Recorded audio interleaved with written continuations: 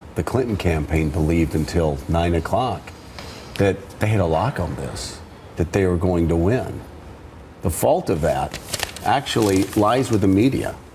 And there is some self-reflection. Jim Rutenberg today writes a fascinating article where the New York Times editor and others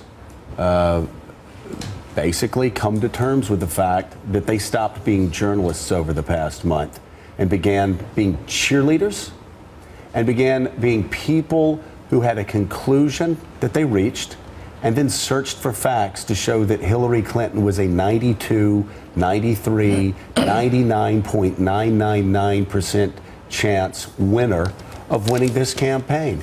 Well, how else would you explain it except that they were searching for those facts? I'm wondering, I mean, was it a big aberration or? No, it wasn't a big aberration. It was there the entire time. They didn't want to hear it. They didn't want to see it. And I will just say it.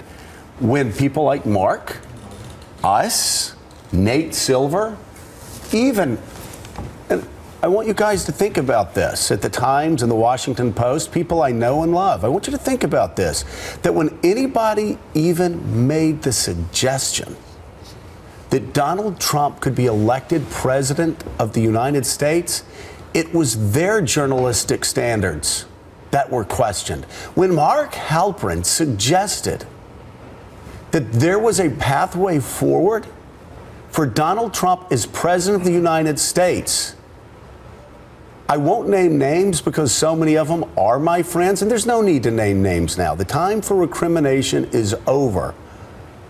But reporters at some of the best newspapers in the world, anchors at some of the best news networks in the world, mocked and ridiculed Mark Halperin. I want you to think about this. They mocked and ridiculed him not for saying that Donald Trump is going to be elected president of the United States. They mocked and ridiculed him for saying there was a slight chance that Donald Trump could be elected president of the United States.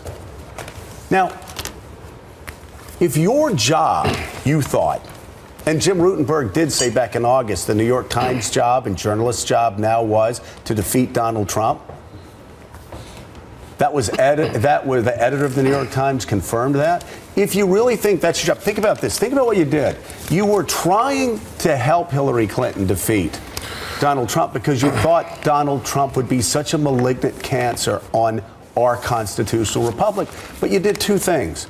The first thing you did is you put liberals and Democrats and independents who thought like you put them in a position where they were complacent, where they really did believe, not only in New York, but across America and the world, that Hillary Clinton had a 98.999% chance of being elected president of the United States. So if that's the case, why do I have to go to the phone banks? Why do I have to knock on doors? Why do I have to go out of my house at 7 o'clock at night and get in my car and drive 2 blocks over and talk to a friend who's wavering and sit down and explain to them why Hillary Clinton would be best for I don't need to do that. Why do I have to vote? You've told me she's got a 98.99% chance of winning, or a 90% chance of winning if we're talking about the upshot. Poor Nate Silver got slammed for saying she had a 70% chance of winning. You understand that? That's the first thing you did. The second thing you did, which I think you're beginning to understand now from reading Jim Rutenberg's really good penetrating article, is you completely ignored the world, the elite cluster that you don't know.